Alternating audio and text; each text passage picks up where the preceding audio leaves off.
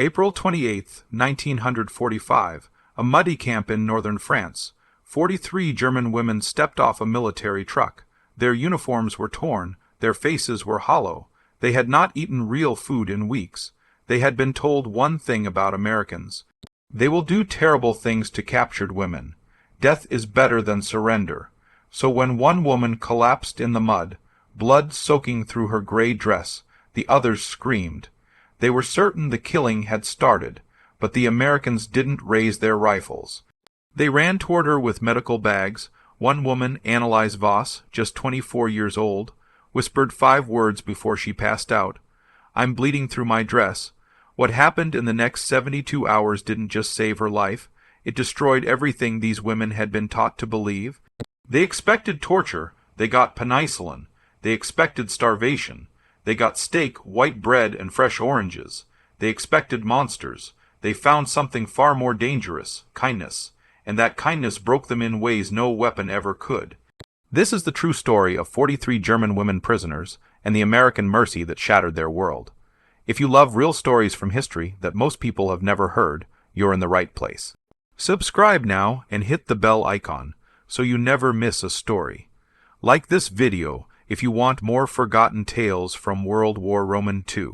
And please watch until the end, because what these women discovered in an American prison camp will change how you think about war, enemies, and what it truly means to be human.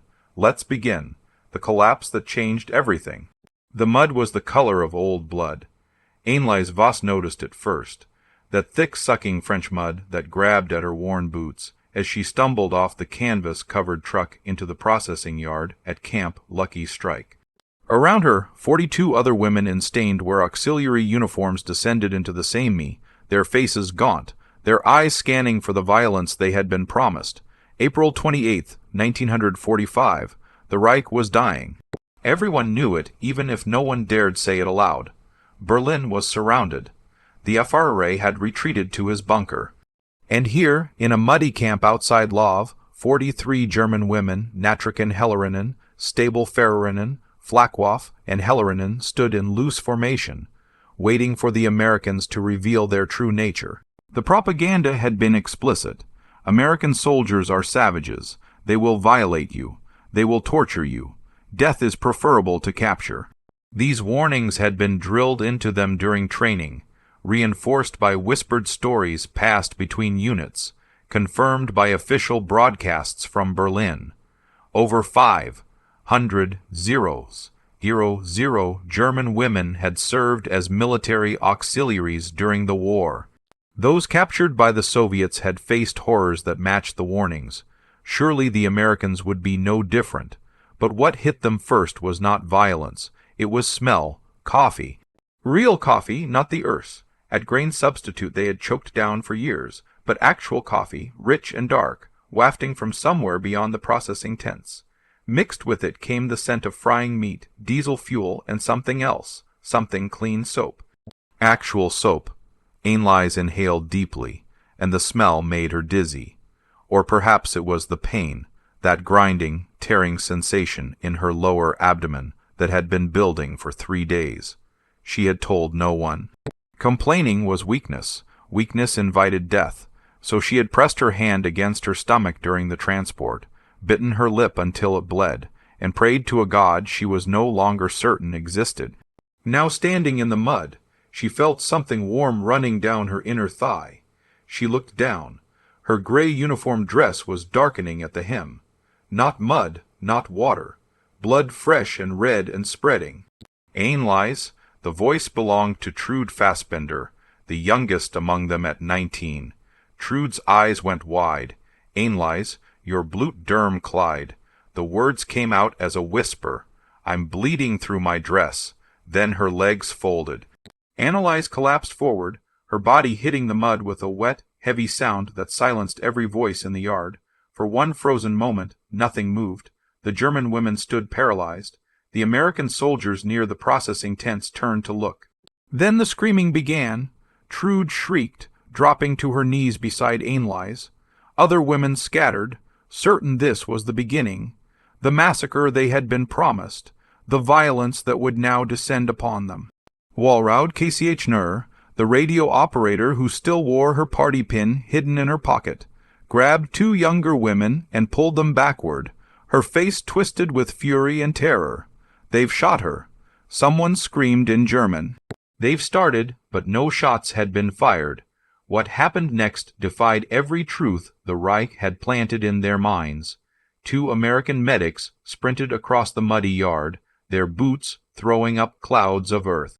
They wore white armbands marked with red crosses, and their faces showed no rage, no cruelty, only urgent professional concern. Behind them came a stretcher carried by two more soldiers. A medical officer, Captain Vernon Hawley, according to the name stitched on his jacket, dropped his clipboard and ran, his stethoscope bouncing against his chest. "Make a hole. Everyone back." The shouts were in English, but the gestures were universal. The German women parted, some still weeping, others frozen in disbelief. Trude remained crouched over Annaliese's body, shielding her friend with her own small frame, tears streaming down her mud-spattered face. "Miss Frein, we need to help her." Captain Hawley's German was terrible, accented and broken, but the meaning was clear. He knelt in the mud, heedless of his uniform, and pressed two fingers to Annaliese's throat. Pulses weak. "Get that stretcher over here now." A medic cut away the fabric of her dress with scissors, exposing the source of the hemorrhage. An untreated wound in her lower abdomen, likely shrapnel from the Allied bombing raid that had struck their convoy a week earlier. Infection had set in. The wound had reopened during transport. Trude watched, unable to comprehend what she was seeing. An American doctor, kneeling in mud, working frantically to save a German woman's life. This wasn't supposed to happen. Captain Hawley looked up at Trude, his tired eyes meeting hers. He pointed to the red cross on his armband. "We help," he said slowly, carefully. "Understand, Helen, we help her." Within 3 minutes, Anneliese was on a stretcher being carried toward an ambulance that had roared into the yard. The back doors stood open, revealing a clean interior, real medical equipment, oxygen tanks, supplies arranged on metal shelves. Nothing like the makeshift aid stations the German women had seen during the war, where wounded soldiers lay on straw with barely enough bandages to go around. As the ambulance doors closed and the vehicle pulled away, siren wailing, Alfred Linderman, the former head nurse, who had seen more battlefield injuries than she could count, spoke for the first time. Her voice was barely a whisper, but in the silence that had fallen over the group, everyone heard, "They are saving her. The Americans are saving her." It was not a question. It was a statement of fact that seemed to violate the fundamental laws of the universe as they understood it. And it was only the beginning. Who were these women? 3 months earlier they had been soldiers of a different kind. Not warriors with rifles, but the machinery behind the Wehrmacht, the typists, radio operators, telephone girls, and nurses who kept the German war machine running. Anneliese Vosse joined the Nachrichtenhelferinnen in 1942. She was 21 then, fresh from university in Cologne, fluent in French and some English. The recruiter had promised her meaningful work. "Help your nation in its hour of need," he had said. So she learned to operate radio equipment, decode messages, relay orders across static-filled channels. She believed she was serving something greater than herself. Trude Fassbinde had no choice. At 17, she received her conscription notice. Report to the Stab Schelferin Training Center in Munich. Learn to type 60 words per minute. File reports. Answer telephones. She had wanted to be a teacher. Instead, she became a clerk in a Wehrmacht supply office in Belgium, counting ammunition crates and typing casualty lists. Elfreda Linderman had volunteered in 1940 when Germany still seemed unstoppable. She was a trained nurse, and wounded soldiers needed care. For 5 years she worked in field hospitals, first in France, then Poland, then the nightmare that was the Eastern Front. She had held boys as they died, whispering lies about how their wounds weren't fatal. She knew exactly what war was. By April 1945, they all knew the Reich was finished. The Americans had crossed the Rhine. The Soviets were in Berlin, the infrastructure collapsed around them, Supply lines broke. Communication networks went dead. Orders came less frequently, then stopped altogether. They were captured on April 18th during the chaotic American advance through northern France. Their unit, a signals company attached to a Wehrmacht garrison, had been retreating eastward when American armored columns cut them off. The male soldiers surrendered immediately, the officers fled. The women were left standing in a farmyard with their hands up, terrified. An American lieutenant had walked through their ranks, young and sunburned, shouting something in English nobody understood. Eventually, a German-speaking sergeant translated, "You're prisoners of war. You'll be processed and transported to a holding facility. Follow orders and you won't be harmed. You won't be harmed." The words meant nothing. They had been told what capture meant. During training, the instructors had been explicit. If you are captured by the Bolsheviks, they will rape you and kill you. If you are captured by the Americans, they will do the same. They simply hide it better. The Americans are hypocrites. They speak of civilization while committing atrocities. Better to die fighting than surrender. The propaganda had filled every corner of their world. Newsreels showed American soldiers looting churches. Radio broadcasts described torture camps where prisoners were starved and beaten. One particularly vivid poster, plastered across barracks walls, showed a brutish American GI towering over a terrified German woman.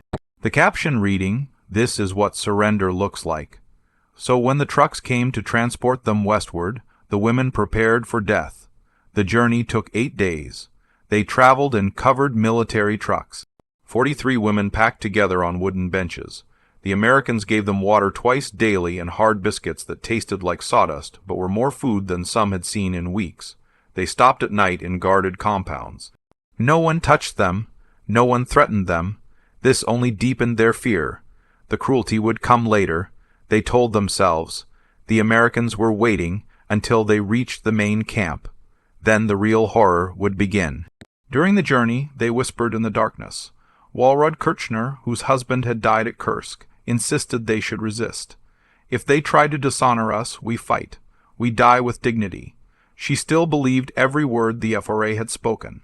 Germany was righteous, the enemy was evil, defeat was temporary. Siginda Bachmann wasn't sure what to believe anymore. She had operated telephone switchboards in Frankfurt, connecting calls between officers who spoke of wonder weapons that never came and victories that turned into retreats. She had heard things she wasn't supposed to hear.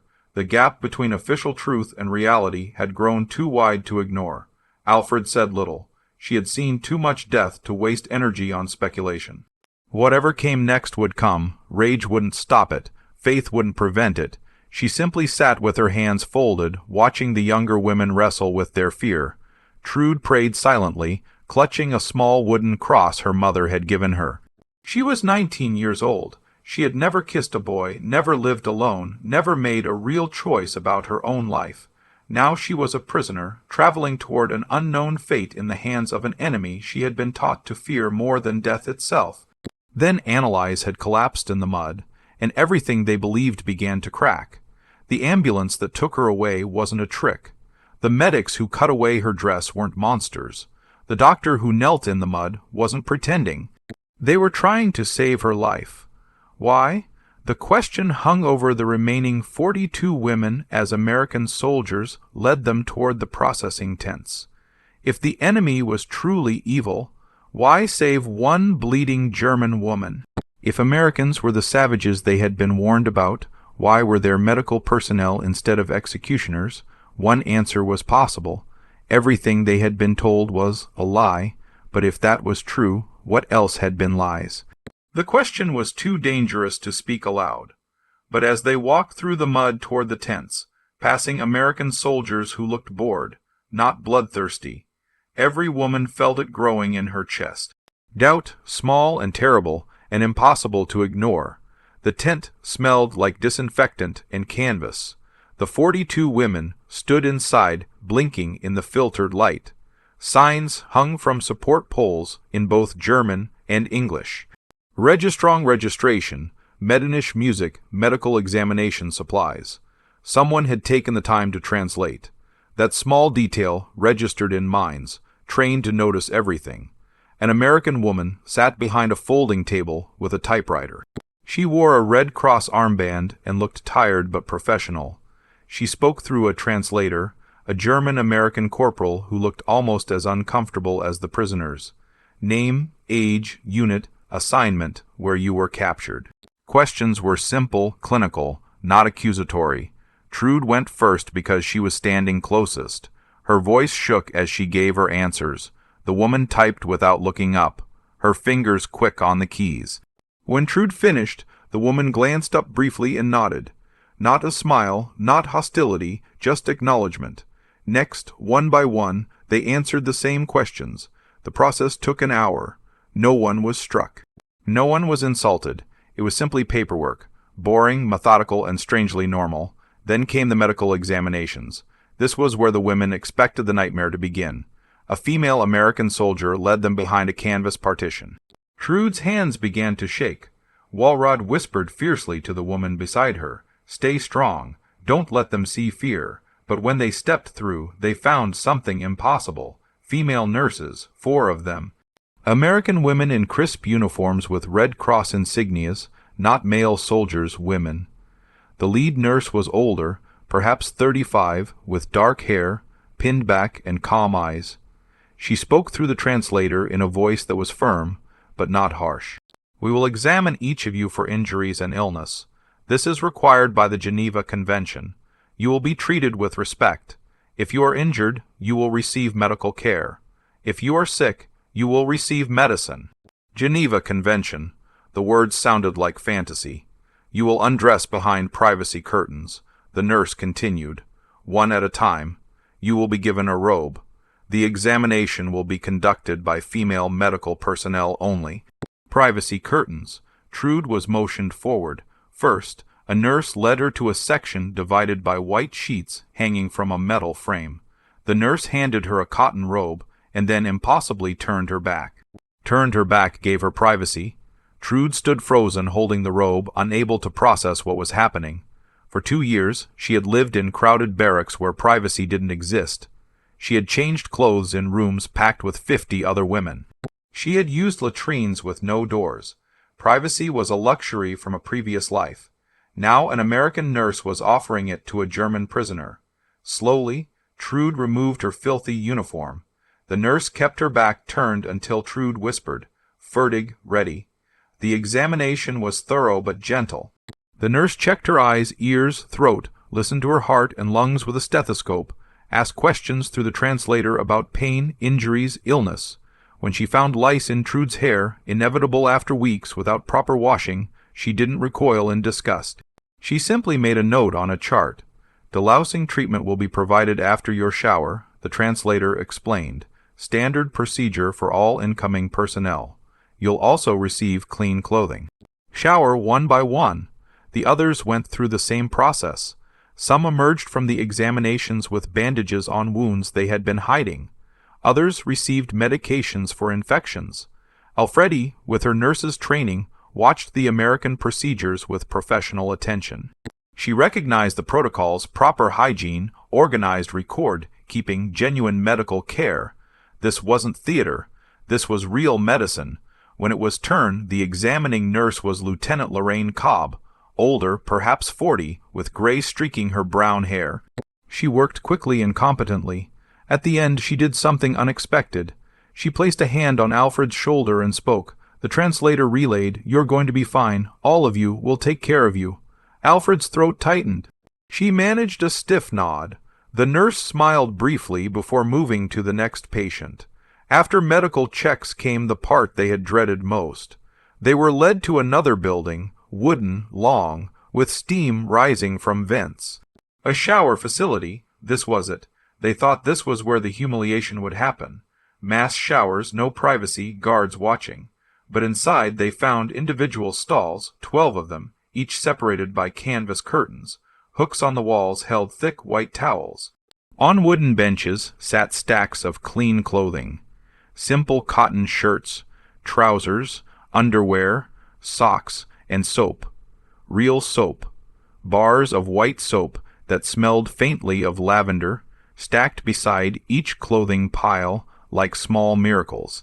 Sieglinde picked one up and turned it over in her hands. She hadn't seen real soap in over a year. The Reich had been using substitute soap made from clay and chemicals that stripped skin raw. This was smooth, gentle, and smelled like something from before the war. A Red Cross volunteer demonstrated the showers through the translator. Hot water was available. They could take as much time as they needed. No one would rush them. No one would watch. Trude entered a stall first, pulled the curtain closed, and stood in the small private space, trembling. Then she turned the knob. Hot water poured over her. She gasped, then began to cry. She couldn't help it. The water was perfect, hot and clean and endless. She picked up the soap and worked it between her hands. The scent of lavender filled the small space. For the first time in months, she felt almost human around her. In other stalls, similar moments unfolded. Women wept under the spray, others laughed in disbelief. Walrod stood under the water in silence, her face unreadable, her ideology cracking under the simple weight of hot water and soap.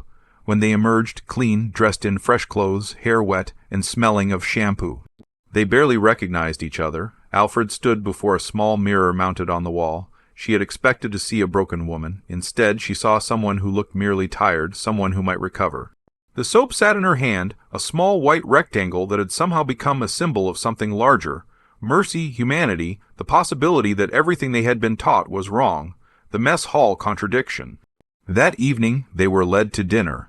The building was large, plain, and functional. Through the open doors, the women could hear voices. American soldiers talking, laughing. The clatter of trays and silverware. The smell that rolled out was overwhelming. Meat, cooking meat, real meat. Trude stopped walking. Her stomach contracted so violently she had to press her hand against it. She hadn't smelled roasting meat in over a year. In Germany, meat rations had dropped to 250 g per week in 1944. By early 1945, there was often no meat at all, just watery soup, black bread, and potatoes when they were lucky. Keep moving, the guard said. Not harsh, just directive. They entered the mess hall. It was enormous. Rows of long tables filled with American soldiers eating and talking. Some glanced at the German women. Most didn't. There was no special segregation, no area marked for prisoners. They were simply directed to a serving line where food was being distributed. Sieglinde went first, holding her metal tray with both hands. A server, an American sergeant with a stained apron, placed food on her tray without comment. Rice, white rice, fluffy and steaming, not the brown broken grains mixed with sawdust they had eaten during the war. Vegetables, green beans and carrots, actually colored, actually recognizable, meat. A thick slice of something that looked like pork with gravy. Bread, white bread, soft and fresh, still warm. Butter, real butter in a small paper cup. Milk, a full glass of white milk, and an orange. Sieglinde stared at the orange as if it were a hallucination. Fresh fruit had disappeared from Germany in 1943. Oranges were luxuries she remembered from childhood, Christmas treats, special occasions. Now an American mess sergeant had just placed one on her tray like it was nothing. She moved to a table in a daze. The other women followed, each receiving the same impossible portions. They sat together at the end of a long table, staring at their trays. No one ate. Walrod spoke first, her voice low and bitter. It's a trick. They're showing us abundance to break our spirits, or it's poisoned, but even as she said it, her eyes were locked on the meat. Elfrid had picked up her fork. As a nurse, she had learned to be practical. Starving herself to prove a point was idiocy. She cut a small piece of meat and placed it in her mouth. She chewed slowly, her eyes closed. It was real, properly cooked, properly seasoned, real meat, not the mystery tins of preserved fat they had choked down at field hospitals, not horse meat or worse. This was pork, tender and rich, and her body responded to it with an intensity that shocked her. A single tear rolled down her cheek. That was all the permission the others needed. They began to eat slowly at first, then faster as their bodies remembered what real food meant. Some cried while eating, others ate in focused silence. Trude ate 3 bites of rice before she had to stop, her shrunken stomach unable to handle more. She sat breathing heavily, staring at the half-full tray, overwhelmed. The bread was the hardest thing to accept. Siginda held the slice in both hands, feeling its softness. In Berlin, bread rations had been cut to 500 G per week in 1945, and that was black bread, dense and often moldy. This was white bread, soft, fresh, the kind of bread that hadn't existed in Germany since before the war. She took a bite and nearly sobbed at the taste. Across the table, another woman whispered in German, "How can they have so much?" We were told America was collapsing, that their economy was broken, that they were desperate and weak. But this... She gestured at her tray, at the half-eaten meal that was more food than she had seen in weeks. This isn't weakness. This is power. The observation settled over the table like a weight. It was true. Everything they had been told about America, that it was decadent, failing, on the verge of collapse, was being dismantled with every bite. The propaganda had promised them that Germany's discipline and sacrifice would overcome American softness. But Germany was starving in ruins, while America had so much food it could feed enemy prisoners. Like this, the orange became a symbol. Trude held hers in both hands, unable to peel it. The color alone was almost painful to look at. Bright, vivid orange in a world that had been gray for so long. She brought it to her nose and inhaled. The citrus scent exploded in her senses. Finally, she peeled it. Juice ran over her fingers. She separated one segment and placed it in her mouth. The sweetness was almost unbearable. After years of bland food, the intensity of flavor was shocking. Juice ran down her chin. She didn't care. She ate slowly, making each segment last, while tears streamed down her face. An American soldier at a nearby table noticed. He was young, maybe 20, with red hair and freckles. He caught Trude's eye and gave a small, awkward nod, not mocking, not cruel, just acknowledgement. She looked away, ashamed of her tears, ashamed of her hunger, ashamed that the enemy had given her an orange, and she had devoured it with gratitude. That night, back in their assigned barracks, the women lay in real beds with real mattresses and blankets. Each woman had her own bunk. Privacy curtains could be hung for those who wanted them. Walrod spoke into the darkness, her voice hard. "They're trying to make us forget. They feed us so we'll feel grateful, so we'll betray everything we believed." No one answered immediately. Then Alfred's voice came, quiet but clear. Or perhaps they're just following their own rules. The Geneva Convention requires proper food for prisoners. Maybe this isn't strategy. Maybe this is simply what they do, even for enemies, especially for enemies. That's what separates civilization from barbarism. The words hung in the dark barracks. Outside, the camp was quiet except for distant voices and the sound of trucks moving supplies. 42 German women lay in clean beds, their stomachs fuller than they had been in months, their minds wrestling with a truth that refused to fit into the framework they had carried across France. The enemy had shown them mercy, and that mercy was harder to bear than cruelty would have been because cruelty they understood. Mercy required them to see their captives as human, and once you saw the enemy as human, everything became complicated. The routine began the next morning. A schedule was posted on the barracks wall, printed in both German and English. It was regimented, but not cruel. It was simply order. The kind of structure military life had always followed. Work assignments were light. Some women were sent to the kitchen to help prepare meals. Others worked in the laundry, washing linens and uniforms. A few, including Alfred with her nursing background, were asked to assist in the camp infirmary. But what shocked them most wasn't the work. It was the payment. On the third day, each woman received an envelope containing camp script paper money that could be spent only in the camp canteen. The amounts were small, roughly $2 per week. But the principle was staggering. They were being paid for their labor. Siginda stared at the bills in her hand, as if they might vanish. This makes no sense. We're prisoners. Why would they pay us? The translator, Corporal Freud Jernigan, explained through the wire fence, Geneva Convention, Article 62. Prisoners of war shall be paid for their work. It's the law. The law as if law still meant something, as if rules applied even to enemies. The canteen was another revelation. A small building where prisoners could buy cigarettes, writing paper, stamps, soap, chocolate, even magazines. The prices were low, affordable with their wages. On her 4th day, Siglindi bought a chocolate bar. She spent 50 cents, half her first week's earnings, on something frivolous, something sweet. She ate it slowly in the barracks that evening, letting each piece melt on her tongue, marveling at the taste of real chocolate after years of nothing. Trude used her money to buy writing paper and a stamp. Letters were allowed, though censored. She wrote to her mother in careful script. I am alive. I am in France in an American camp. I am being treated according to international law. Please do not worry. I hope you are safe. I do not know when I will return, but I am well. She didn't mention the soap, the hot showers, the chocolate, the orange. Those truths were too complicated for a censored letter. How could she explain that she was living better as a prisoner than her mother, likely, was as a free woman in the ruins of Germany? The library was Trude's discovery.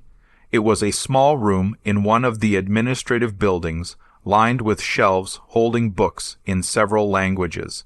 A sign on the door read/library open 1,400,700 daily. The librarian was Mrs. Opal Hennessy, a Red Cross volunteer in her 50s with gray hair and kind eyes. She sat behind a desk stamping cards, organizing returns. Trude entered nervously, uncertain if prisoners were truly allowed. Mrs. Hennessy looked up and smiled. Not a forced smile, a genuine one. Come in, dear. Are you looking for something to read? Trude didn't understand the English words, but the gesture was clear. Mrs. Hennessy stood and began pulling books from shelves, English primers, German novels, picture magazines through Corporal Jernigan, who happened to be nearby. Trude asked a question that had been weighing on her. Why would you help us? We were your enemy. The translator hesitated before conveying it. Mrs. Hennessy's expression softened. She answered slowly so the translation would be clear. My son died in North Africa in 1943. He was 22 years old. She paused, her hands resting on a stack of books. Hating you won't bring him back, but maybe teaching you to read English, maybe helping you learn. Maybe that builds something better. Maybe that's what he would have wanted.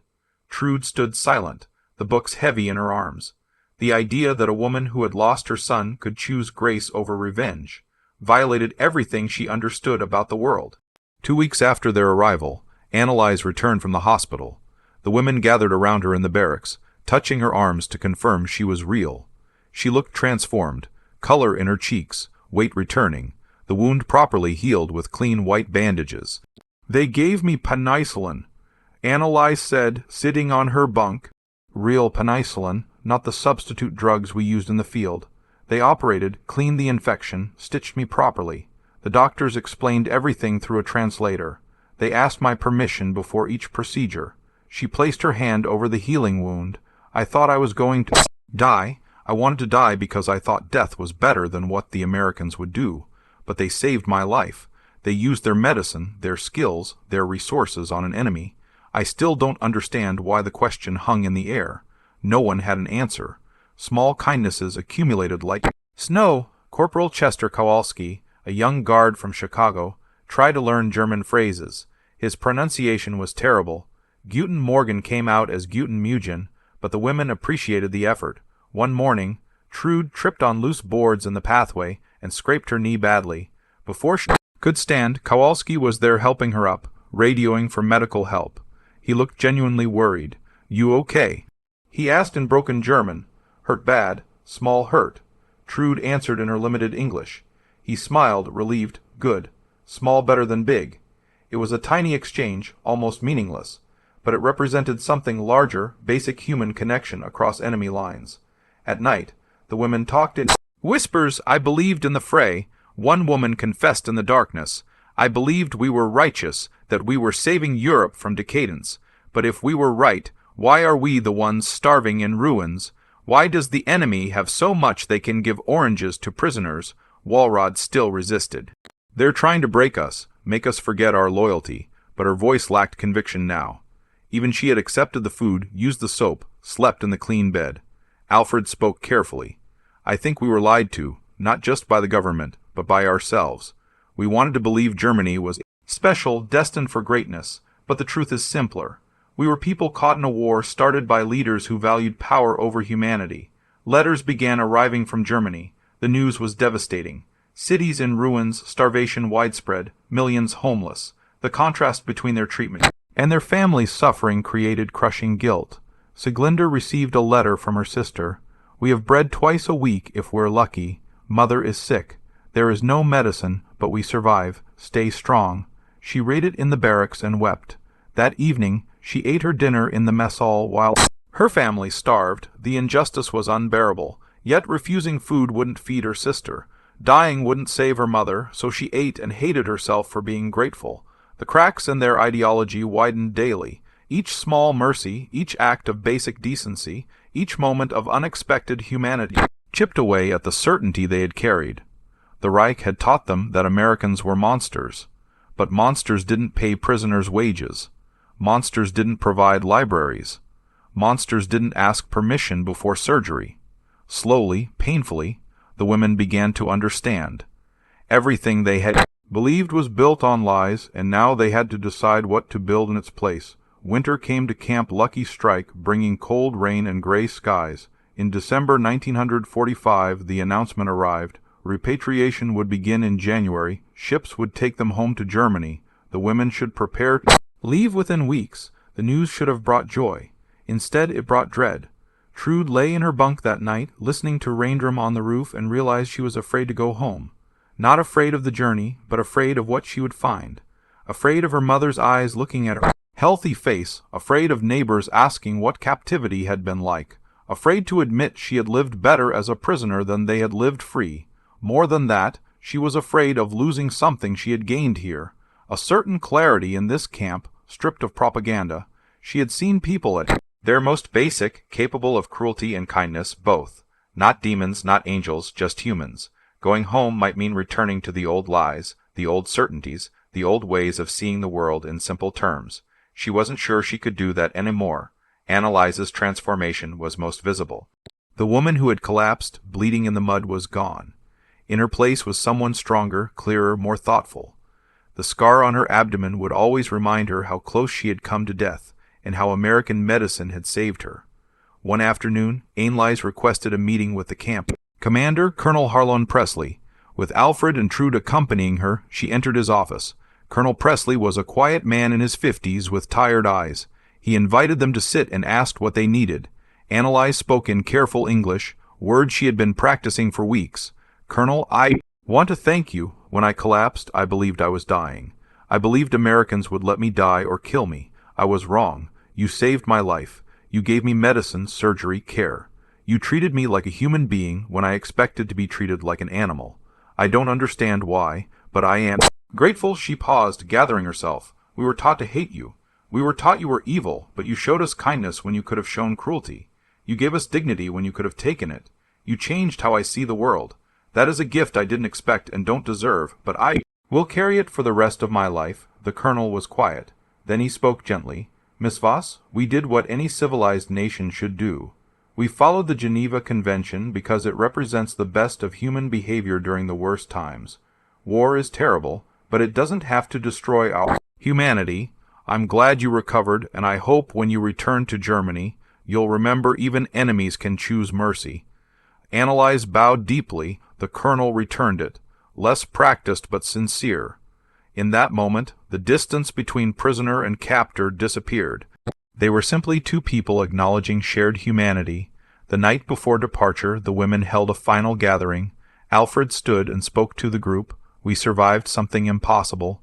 We survived not just the war, but the collision of everything we believed with reality. Some of us changed completely. Some changed a little. Some are still struggling. But we've all been marked by this. We can't pretend it didn't happen. She paused, her voice strengthening. Germany will be different, too. Devastated, yes. Defeated, yes. but also rebuilding. Maybe we can be part of that. Maybe what we learned here about democracy, about rights, about mercy, maybe those lessons are what Germany needs now.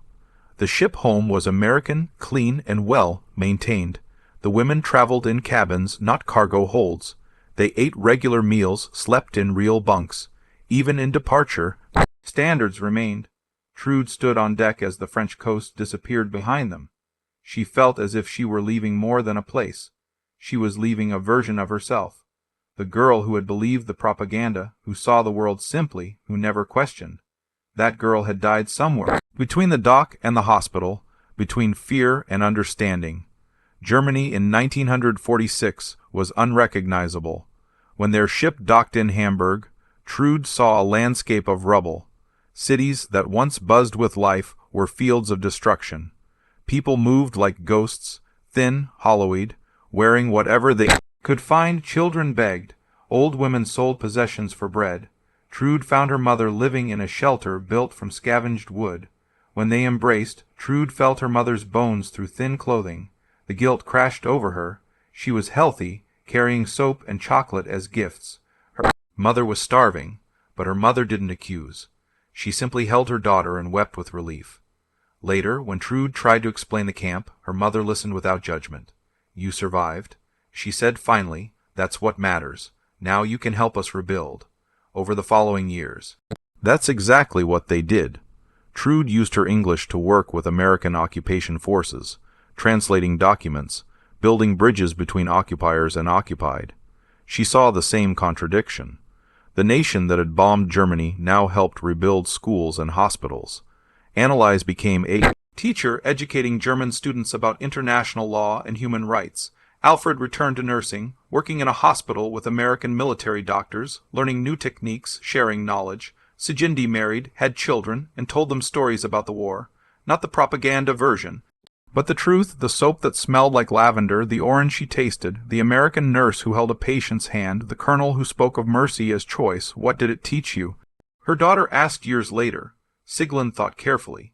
It taught me that people are more complicated than we want them to be, that enemies can show kindness, that nations can be brutal and merciful both, that the world doesn't fit simple stories. It taught me that surviving isn't just staying alive, it's staying human, and mercy is harder to carry than hatred, but it's the only thing that lasts. They had entered captivity as believers in the Reich. They left us students of a different truth, that humanity persists even in war's darkest hours, and that choice matters more than ideology. The story of these 43 German women is one thread in a larger tapestry. Thousands of Axis prisoners experienced similar awakenings in Allied camps during World War II. Each story matters because each represents a human being confronting the gap between propaganda and reality, between hatred and understanding. As Anneliese told her grandchildren before she died in 2001, the Americans didn't break us with cruelty. They broke us with kindness, and that breaking hurt more than torture could have because it forced us to see them as human. Once you see your enemy as human, you can't never hate the same way again. That's the lesson. That's why the soap mattered more than the bombs. The greatest weapon wasn't military might. It was the choice to treat enemies with dignity. That choice echoed across generations, proving that even in war, mercy can be more powerful than vengeance. This is why these stories must be told. They remind us that humanity is always a choice, and that choice defines us more than any victory or defeat ever could.